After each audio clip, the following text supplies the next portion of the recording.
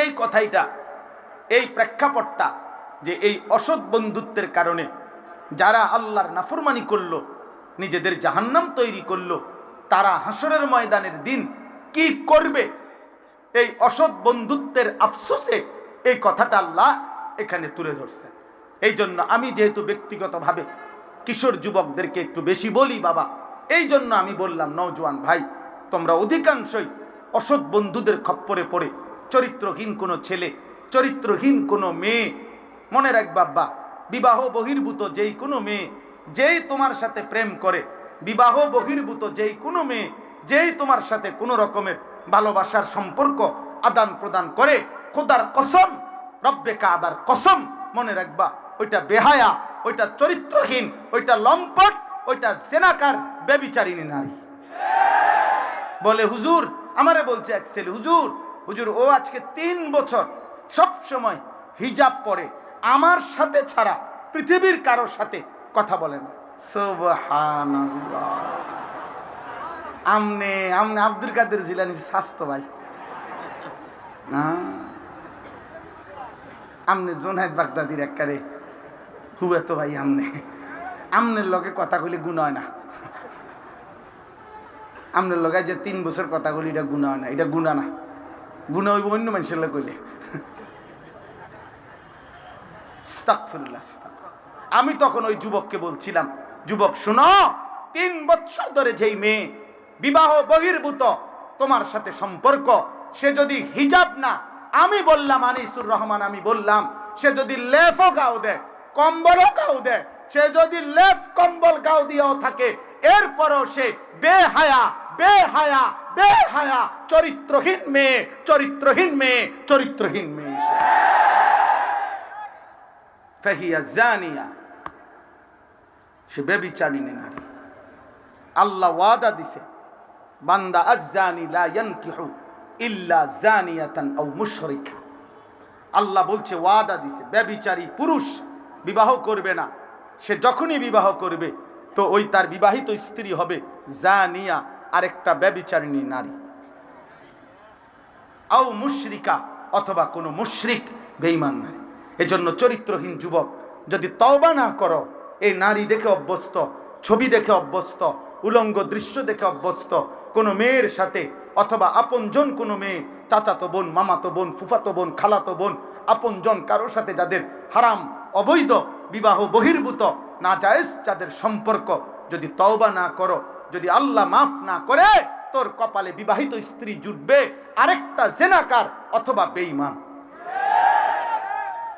ওয়াজানিয়াতু লা ইয়ানকিহুহা ইল্লা জানিন আও মুশরিক।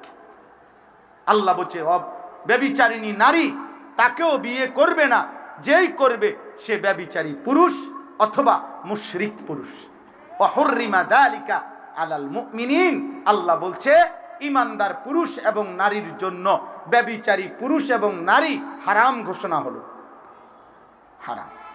আরো শোনো যুবক, ইমাম শাফিঈ রাহমাতুল্লাহ আলাইহি বলছে, ইমাম শাফিঈ স্পষ্ট, আমার শায়েখ আল্লামা মুফতি মুশতাকুন নবী কাসিমি হযরতের পছন্দের একটা কিতাব আছে, আদ-দা ওয়াদ-দাওয়া, ইমাম ইবনুল কাইয়িম আল জাওজি রাহমাতুল্লাহ আলাইহি লিখিত কিতাব আল জওয়াবুল কাফি, এটাও বলা হয় এই কিতাবের নাম, অথবা আদ-দা ওয়াদ-দাওয়া এই কিতাবের নাম, রোগ এবং ঔষধ, মানে আর্থিক রোগ।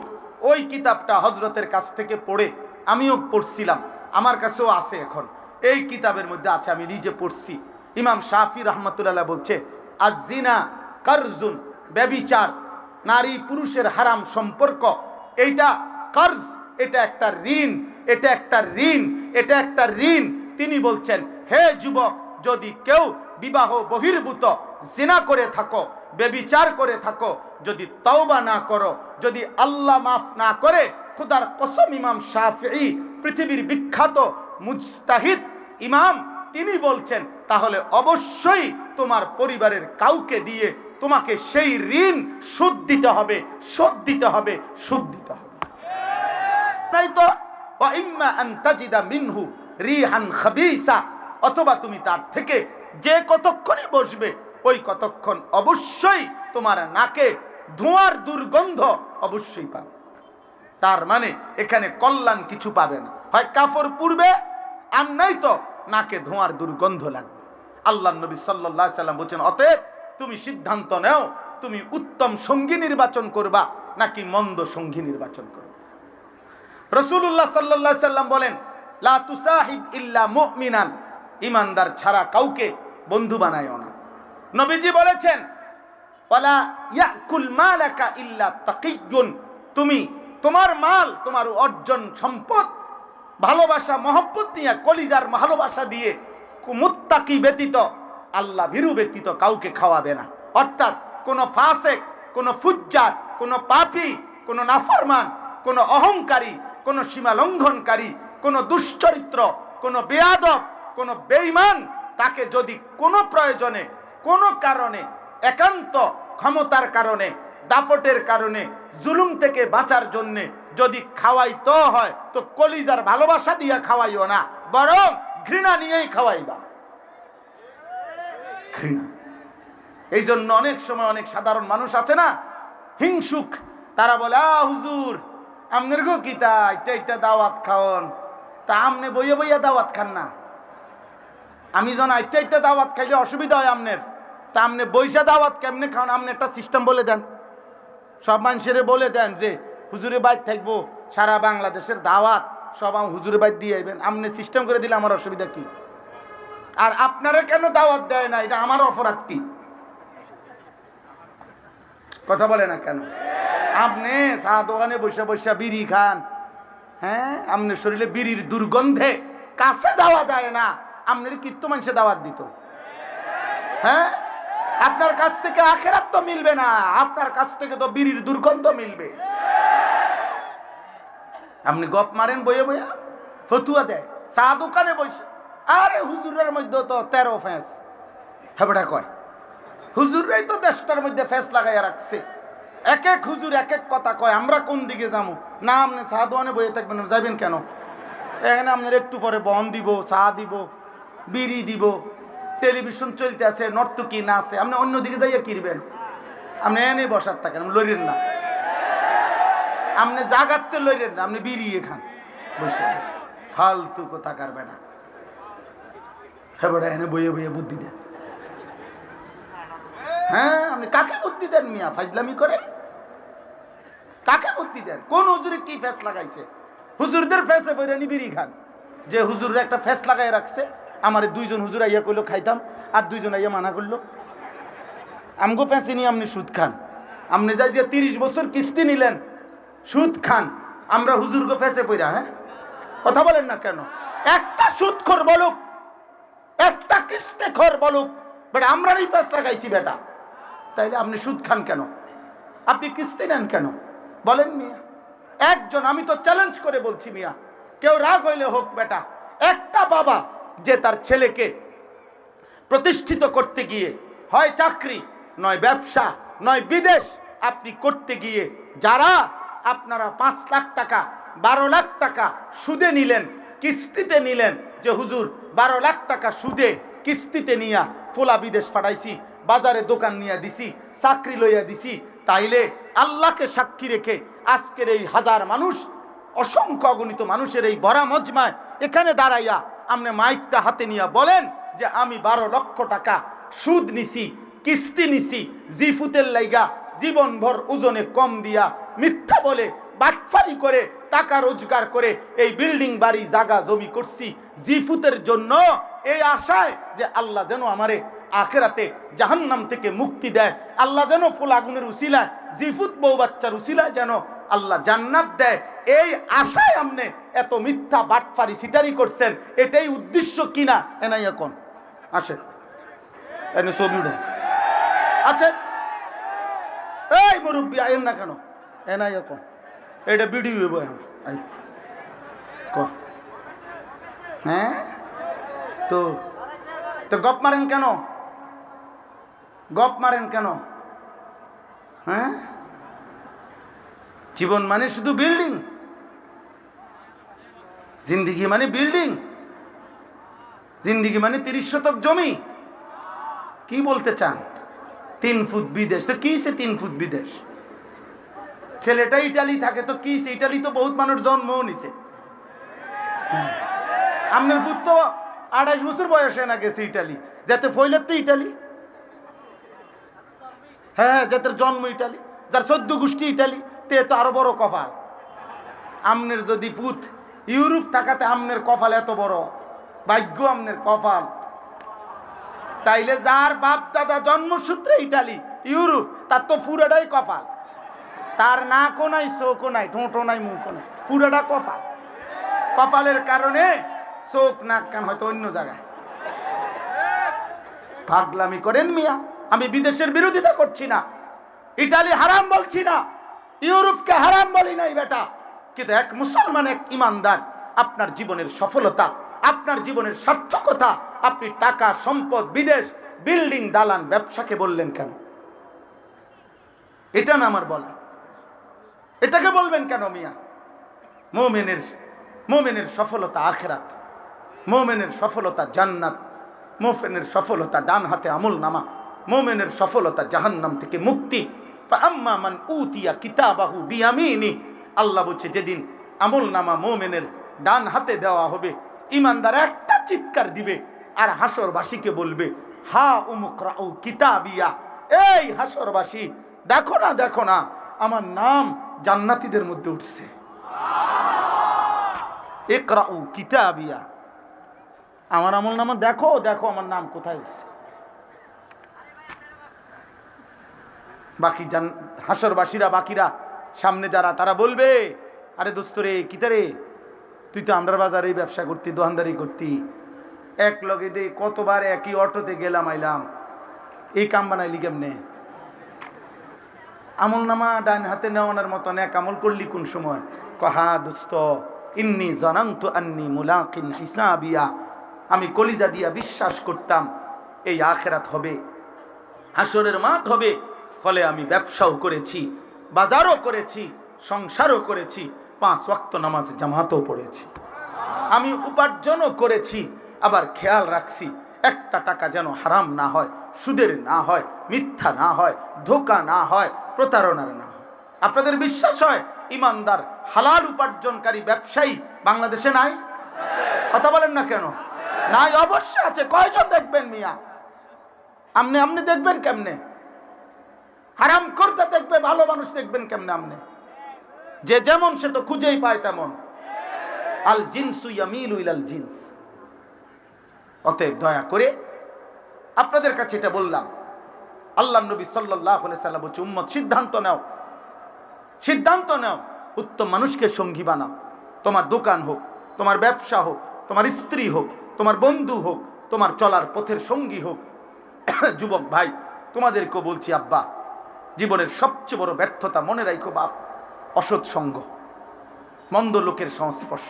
সমবয়সী সহপাঠী যদি চরিত্রহীন হয়, লম্পট হয়, নারী লুবি হয়, জিনা ব্যভিচারের দৃশ্যে অভ্যস্ত হয়, মদ করে, নেশাখোর, গাঁজাখোর হয়, কোনো মেয়ের সাথে হারাম প্রেম করে, হারাম সম্পর্ক করে, দোস্ত আমার হাত জোড় করে বলি আব্বা, আমার নওজোয়ান সন্তান, আমার কিশোর ভাই, আমার যুবক ভাই, দোস্ত তোকে বলি ভাই, আমার ওই ছেলেটা তোরে নষ্ট করে দিবে।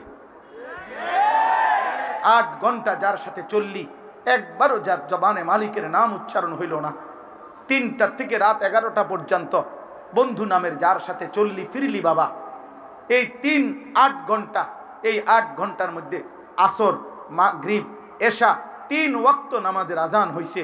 বন্ধু নামের এই শয়তান, বন্ধু নামের এই দুষ্ট একটা বারও তোকে বলল না কিরে দুষ্ট তুইও মুসলমান আমিও মুসলমান, চল না নামাজ পড়ি। ও কিসের বন্ধু? ও শয়তান। ও কি?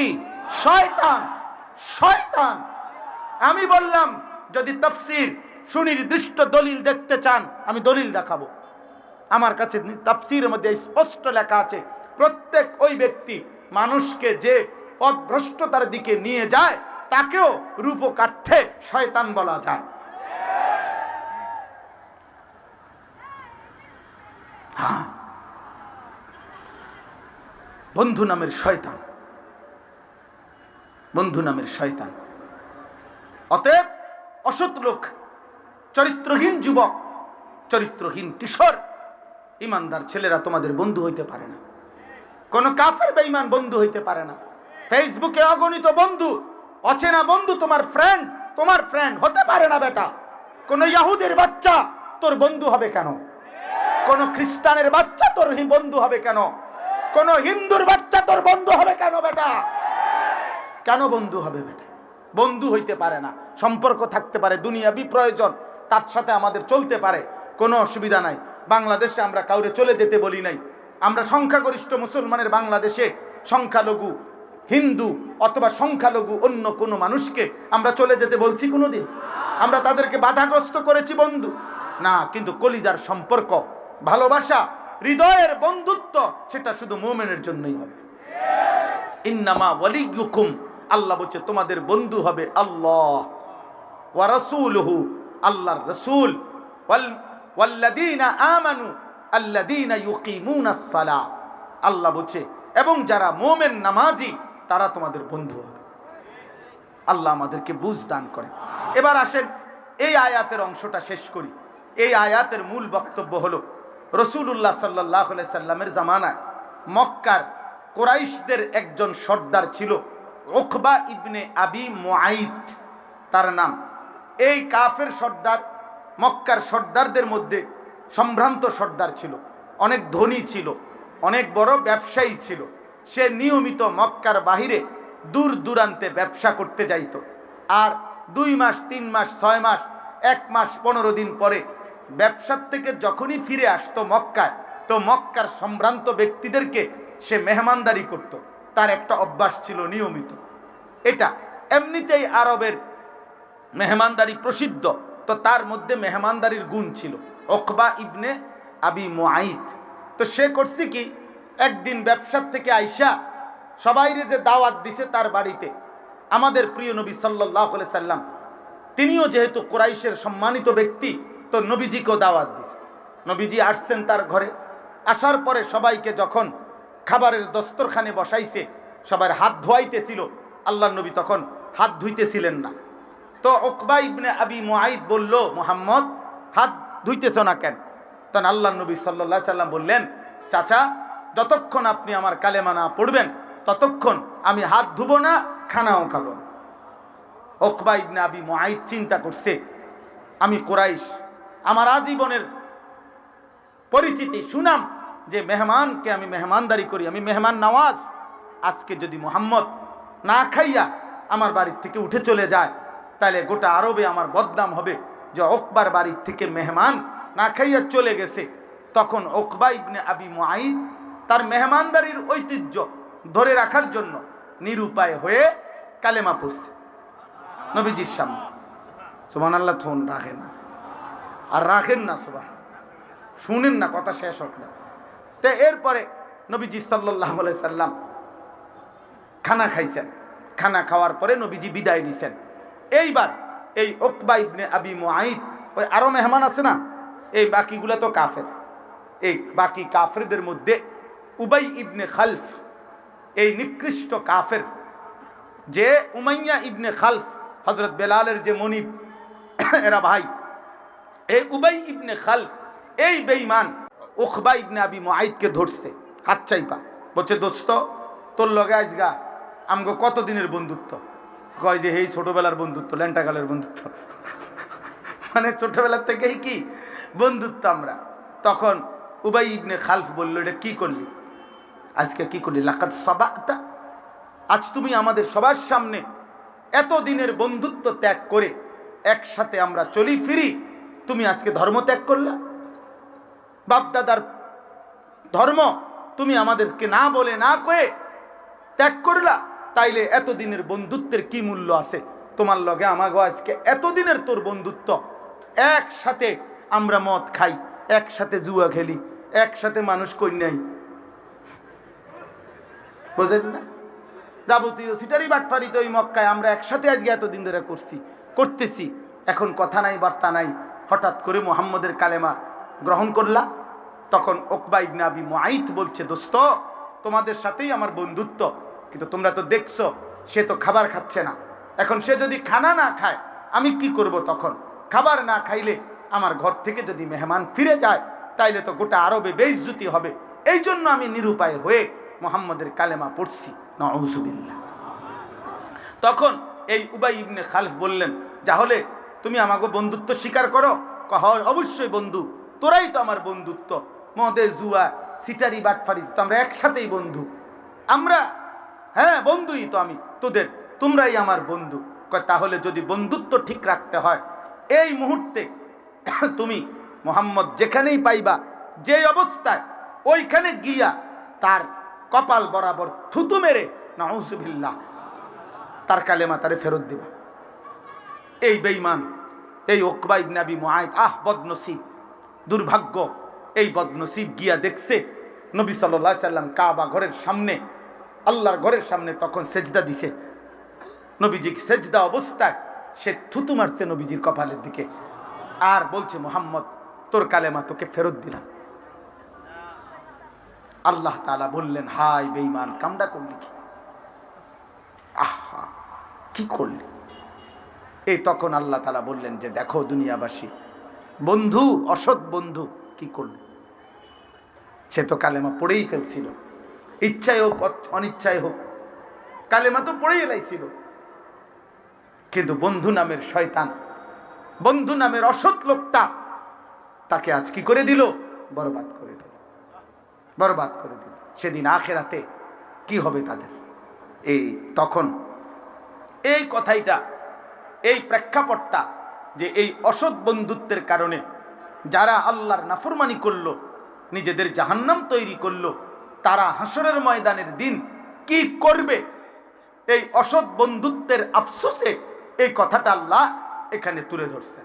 এই জন্য আমি যেহেতু ব্যক্তিগতভাবে কিশোর যুবকদেরকে একটু বেশি বলি বাবা, এই জন্য আমি বললাম, নওজোয়ান ভাই, তোমরা অধিকাংশই অসৎ বন্ধুদের খপ্পরে পড়ে চরিত্রহীন কোনো ছেলে, চরিত্রহীন কোনো মেয়ে, মনে রাখবা বাবা, বিবাহ বহির্ভূত যেই কোনো মেয়ে যেই তোমার সাথে প্রেম করে, বিবাহ বহির্ভূত যেই কোনো মেয়ে যেই তোমার সাথে কোনো রকমের ভালোবাসার সম্পর্ক আদান প্রদান করে, খোদার কসম, রব্বে কাবার কসম, মনে রাখবা ওইটা বেহায়া, ওইটা চরিত্রহীন, ওইটা লম্পট, ওইটা জেনাকার, ব্যভিচারিণী নারী। বলে হুজুর, আমারে বলছে এক ছেলে, হুজুর হুজুর ও আজকে 3 বছর সব সময় হিজাব পরে, আমার সাথে ছাড়া পৃথিবীর কারোর সাথে কথা বলে না। সুবহানাল্লাহ। আমনে আমনে আব্দুল কাদের জিলানীর স্বাস্থ্য ভাই না,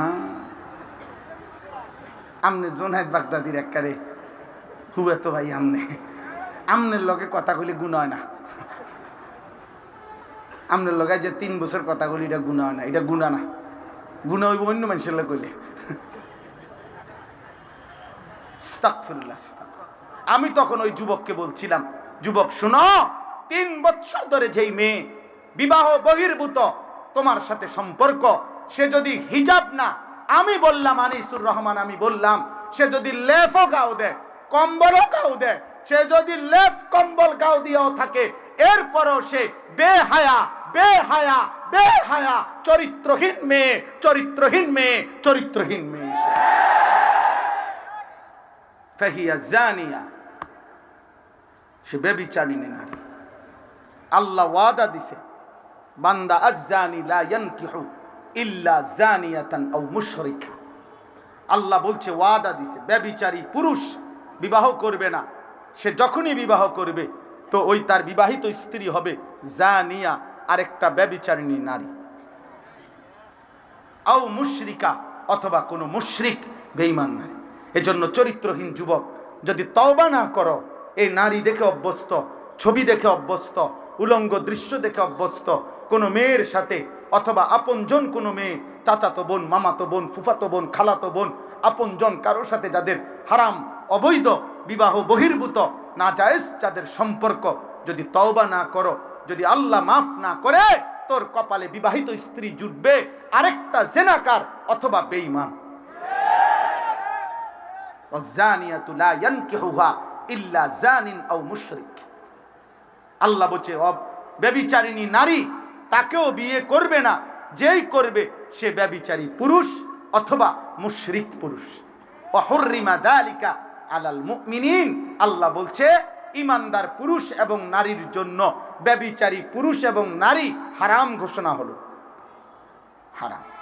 আরো শোনো যুবক, ইমাম শাফিঈ রাহমাতুল্লাহ আলাইহি বলছে, ইমাম শাফিঈ স্পষ্ট, আমার শায়েখ আল্লামা মুফতি মুশতাকুন নবী কাসিমি হযরতের পছন্দের একটা কিতাব আছে আদ-দা ওয়াদ-দাওয়া, ইমাম ইবনুল কাইয়িম আল জাওজি রাহমাতুল্লাহ আলাইহি লিখিত কিতাব আল জওয়াবুল কাফি, এটাও বলা হয় এই কিতাবের নাম, অথবা আদ-দা ওয়াদ-দাওয়া এই কিতাবের নাম, রোগ এবং ঔষধ মানে আর্থিক রোগ। ওই কিতাবটা হযরতের কাছ থেকে পড়ে আমিও পড়ছিলাম, আমার কাছেও আছে এখন, এই কিতাবের মধ্যে আছে, আমি নিজে পড়ছি। ইমাম শাফি রাহমাতুল্লাহ বলছে, আজ-জিনা কারজুন, ব্যভিচার নারী পুরুষের হারাম সম্পর্ক, এইটা কার্জ, এটা একটা ঋণ, এটা একটা ঋণ, এটা একটা ঋণ। তিনি বলছেন, হে যুবক, যদি কেউ বিবাহ বহির্ভূত জিনা করে থাকো, ব্যভিচার করে থাকো, যদি তওবা না করো, যদি আল্লাহ মাফ না করে, খোদার কসম, ইমাম শাফিঈ পৃথিবীর বিখ্যাত মুজতাহিদ ইমাম, তিনি বলছেন, তাহলে অবশ্যই তোমার পরিবারের কাউকে দিয়ে তোমাকে সেই ঋণ শোধ দিতে হবে, শোধ দিতে হবে, শোধ দিতে হবে। আজকের সমাজের মধ্যে প্রতিদিন প্রতিদিন এই ইমানদার যুবকরা, ইমানদার বিবাহিত পুরুষরা, আপনাদের কাছে বলি, আপনার আখলাকের হেফাজত করেন, আজকে তওবা করেন, পিছনের জিন্দেগির জন্য তওবা করেন। প্রতিদিন এই সমাজটার হালাত হইল, এই দেশের হালাত হইল, চলতি পথে আমরা প্রতিদিন শুনি পরকীয়ার আসক্তি অসংখ্য অগণিত ফ্যামিলিকে জাহান্নামের ঘর বানায় ফেলছে, জাহান্নামের ঘর, জাহান্নামের ঘর। স্বামী বেচারা হঠাৎ করে শুনে তার স্ত্রী নাই, আহা আহা, বেচারার যৌবনের 18 বছরের উপার্জন সব শেষ, সব শেষ। সে আজ 12 বছর বিদেশ করছে, সে আজ 18 বছর বিদেশ করছে, একটা একটা টাকা রক্ত পানি করে কলিজায় বাইন্ধা বাড়িতে দিছে। আজ অসভ্য চরিত্রহীন স্ত্রী ভাগ্যা গেছে, ভাগ্যা গেছে। ঘরকে ঘর, ঘরকে ঘর, ঘরকে ঘর। নারী কোনোভাবেই, যারাই মনে রাখবেন, যারাই নিজ ঘরের স্ত্রীকে আপনি আহ্লাদ করতে গিয়ে বেহায়া বেপর্দা অনায়াসে বাজারে ছেড়ে দিচ্ছেন, বেডির হাতে মোবাইল 2টা, বড় বড় মোবাইল 2টা, বলে তো হিজাব পরে, হিজাবের উপরে যে ডিজাইন করছে, এত্তেবালা আগে জিডি ফিন্তু ইডিবালা ছিল। হিজাবের মানে বেড়াই তো ঘাসকা, হিজাব এটাই তো এমন ডিজাইনেবল, মাথার উপরের এটা স্কার্ফ, এইটা স্কার্ফ তো না, এটা স্কার্ফ, এইটার মধ্যে 12 রকমের ফেস দিয়া, এরপরে এইটাকে যে কোনো ভাবে সিদ্ধান্ত একটাই যে পর পুরুষ, আমি এমন ভাবে পোশাক পরব, এমন ভাবে সাজবো, অটো ড্রাইভার থেকে সিএনজি ড্রাইভার থেকে অদিল্লা বদিল্লা থেকে শুরু করে উচ্চ পদস্থ ব্যক্তি পর্যন্ত, বেড়া তুই বেড়া চাইতি না, তোর আব্বাই চাইবো, বেড়া বেড়া দরকার হলে পাউডার আরো দেবো, বেড়া পাউডারে না কদ্দুর আর কিতা, হ্যাঁ লাগলে দরকার হলে ফেয়ার এন্ড লাভলির বালতির চুবানি দিবে প্রয়োজনে। তুমি চাইতা না কেন? তোমার বাপে চাইবো, চাইবা না? এইভাবে সাইজা বাইর হয়। আর এবারটা জামাই, এবারটা জানে, এবারটার বউ এমনি টুটু টুটু, এবারটার বে, এটা আকামলা কা পুরুষ বেটা। আপনার বউ বাগতো না তো কার বউ বাগবো বলেন মিয়া? আখলাকের হেফাজত করেন, আখলাকের হেফাজত করেন। কোনোভাবেই যুবক ভাই, নওজওয়ান অবিবাহিতদেরকে বললাম, চরিত্র নষ্ট করো না আব্বা, তোর কপালে ভালো নারী জুটবে না রে বাপ। মোবাইলের নারী আর রাস্তার নারী আর বাস্তবতার বিবাহিত স্ত্রী এক না বাপ, কঠিন হবে, কঠিন কঠিন। স্ত্রী যদি খারাপ হয়, স্ত্রী যার পরকীয়ায় আসক্ত হয়, যার বিবাহিত বউ অন্য পুরুষে আসক্ত, খোদার কসম তার আর জাহান্নামে যাওয়ার দরকার নাই, জাহান্নাম তো জ্বলতেই আছে, এতে তার তো জাহান্নাম জ্বলতেই আছে। আল্লাহ আমাদেরকে বুঝ দান করে, আল্লাহ আমাদেরকে হেফাজত করে। চলেন। আল্লাহ তাআলা বলেন ওয়ায়াউমা তাশাক্কাকুস সামাউ বিল গামাম, আল্লাহ তাআলা বলেন কিয়ামতের দিন আসমানটা মেঘে ঢেকে যাবে। ওয়া নুজ্জিলাল মালাইকাতু তানজিলা, কোটি কোটি মেঘ ভেদ করে আল্লাহর ফেরেশতারা নেমে আসবে হাসরের মাঠে। আল মুলকু ইয়াউমা ইদিনিল হাক্কু লির রহমান, আর সেদিন সমস্ত মালিকানা বাদশাহী মহান আল্লাহ তাআলার জন্য নির্ধারিত হবে হাসরের ময়দানে। আর একটু নজর দেন, হুজুর আসতেছেন আলহামদুলিল্লাহ, আপনারা আমার কথাটাও শেষ। ওয়া কানা ইয়াউমান আলাল কাফিরিনা আসিরা, আল্লাহ বলেন সেই হাসরের দিন অবিশ্বাসী নাফরমান বেঈমান পাপীদের জন্য বড় বেশি কঠিন হবে। এই দেখেন এরপরে বলতেছেন আল্লাহ ওয়া ইয়াউমা ইয়াআদ্দুজ যালিমু আলা ইয়াদাইহি ইয়াকুলু ইয়া লাইতানি ইত্তাখাযতু মা'আর রাসূলি। আরে ভাই এদিকে তাকান, বললাম না হুজুরকে নিয়ে আসতেছে, এখানে আসলেই তো দেখবেন। তো আল্লাহ তাআলা বলেন, হুজুরের জন্য চেয়ার দেন, চেয়ার আনেন। জি, ওয়া ইয়াউমা ইয়াআদ্দুজ যালিমু আলা ইয়াদাইহি ইয়াকুলু ইয়া লাইতানি ইত্তাখাযতু মা'আর রাসূলি সাবিলা। আল্লাহ বলেন সমস্ত পাপী নাফরমান আল্লাহর অবাধ্য আল্লাহর দুশমনরা সেদিন নিজেদের আঙ্গুল নিজেদের দাঁত দিয়ে এইভাবে কামড়াইয়া ছিঁড়ে ফেলতে চাইবে আফসোসে আফসোসে, আর বলবে হায় আমার আফসোস, আমি যদি রাসূলের পথ ধরতাম। ইয়া ওয়াইলাতা লাইতানি লাম আত্তাখিজ ফুলানান খলিলা, এই কথাইটা বলবে হায় আমার মন্দ কপাল, আফসোস, আমি যদি অমুককে, যে যার কারণে পাপ করছে, যে যার কারণে কুফরি করছে, যে যার কারণে শিরিক করছে, যে যার কারণে বিদআত করছে, যে যার কারণে জুলুম করেছে, যে যার কারণে কবিরা গুনাহ করেছে, খোদার কসম সে তাকে স্মরণ করে বলবে হায় আফসোস, আমি যদি তাকে বন্ধু না বানাইতাম। লাম আত্তাখিজ ফুলানান খলিলা লাকাদ আদাল্লানি আনিদ যিকরি বাদা ইজ জাআনি। সে বলবে হায় আমার কাছে তো আল্লাহর পক্ষ থেকে হেদায়েত এসেছিল, নবী তো আসছিলেন, নবীর কিতাব তো আসছিল, আল্লাহর কোরআন তো এসেছিল, আমগো মসজিদে তো আজান হইতো, আমাগো বাড়িতে তো মানুষ মুসলমান ছিল, আমাদের ঘরে তো আল্লাহর কোরআন ছিল, চারিদিকে তো আজান হইতো, তালেবে ইলম ছিল, হাফেজে কোরআন ছিল।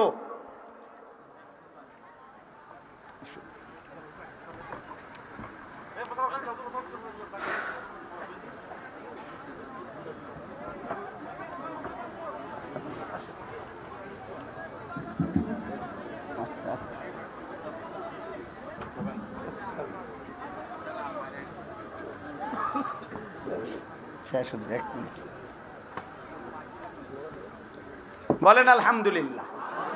তো বলতেছিলাম এই শেষ কথা, লাকাদ আদাল্লানি আনিদ যিকরি বাদা ইজ জাআনি। সে বলবে, ওই আফসোস করবে, আহা কেন তাকে বন্ধু বানাইলাম, আহা কেন তাকে বন্ধু বানাইলাম। এই নিজের আঙ্গুল দাঁত দিয়া কামড়াইতে থাকবে, ছিঁড়ে ফেলতে চাইবে, আর বলবে আমার কাছে তো হেদায়েত আসছিল, আমার কাছে তো হেদায়েত আসছিল, আমাদের এলাকায় তো আলেম আসছিল, আমাদের এলাকায় মাহফিল হয়েছিল, আমাগো মসজিদের ইমাম তো বছরে 52 সপ্তাহ জুমার বয়ানে আল্লাহর কথা আখিরাতের কথা বলছিল, আমাগো ঘরে তো কোরআন ছিল, আমাদের মহল্লায় তো আজান হইতো, আমাদের বাড়িতে তো নামাজি মানুষ ছিল, কত দাড়িওয়ালা টুফিওয়ালা মানুষ তো আমি দেখছি, আহা আমি কেন তাদেরকে ধরলাম না, তাদের কথা গ্রহণ করলাম না। আমারে তো ওই বন্ধু নামের দুষ্ট, সে তো আমারে আদাল্লানি পথভ্রষ্ট করে দিল, পথভ্রষ্ট করে। ওয়া কানা শাইতানু লিল ইনসানি খাজুলা। এই শেষ কথা হলো আল্লাহ বলবেন, আল্লাহ বলেন মনে রেখো প্রত্যেক মানুষের জন্য শয়তান তার পাপ নাফরমানি করার সময় কেটে পড়ে, সরে পড়ে। এ কথার 1 মিনিট কথা হইল, প্রত্যেক পাপীকে শয়তান যখন অসওয়াসা দেয়, তারে সর্বোচ্চ অসওয়াসা দিতে দিতে দিতে দিতে কর কর কর কর, সায়ালা কিচ্ছুই তো না, তুই শুধু সামান্য না আসে না দেখবি, মানুষে এত কত মারাত্মক দেখে বেটা। হ্যাঁ বেটা মাত্র 10,000 টাকা সুদ, লাখ লাখ টাকা সুদ খাইয়া গিলা লাইতে আছে বেটা, করবি না বেটা, এটা কিসে বেটা, কত হুজুরও আছে বেটা উল্টা পাল্টা, এই মনে করেন একটা মানে বলে দিল আর কি, বিভিন্ন রকমের ওয়াসওয়াসা দিয়ে আল্লাহ বলতেছেন যে শয়তান যখন গুনাহে প্ররোচিত করে, তাফসীরের মধ্যে আছে, কিন্তু কোন নাফরমান মনে রাখবেন গুনাহ করবার পূর্ব মুহূর্ত পর্যন্ত শয়তান তো তাকে প্ররোচনা দেয়, বলতে থাকে কর কর কর কর কর, কিন্তু যখনই ওই নাফরমান গুনাহটা শুরু করে, জিনা শুরু করে, ব্যভিচার শুরু করে, মদ পান শুরু করে, চুরি শুরু করে, জুলুম সন্ত্রাস শুরু করে, তো আল্লাহর কোরআনে আছে শয়তান তৎক্ষণাৎ তার থেকে সরে যায় আর বলে আমার ভয় হয়, আমি আল্লাহকে ভয় করি, কারণ এখন যদি তোর উপরে আযাব আসে, আমিও যদি লগে থাকি, আমারও আল্লাহ শেষ করে দিবে।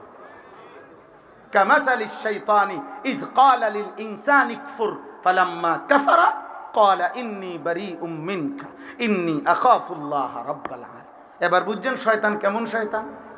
এর কি ছোটখাটো হারামি? তুই এই সময় আমার দিয়ে এতটি কাম করাই অহন সরে গেলা, এখন আমি আল্লাহরে ভয় পাই, তো তুই আগে কইলা না আমারে, তাহলে আমি এত বড় মিথ্যা কথাটা না বলতাম।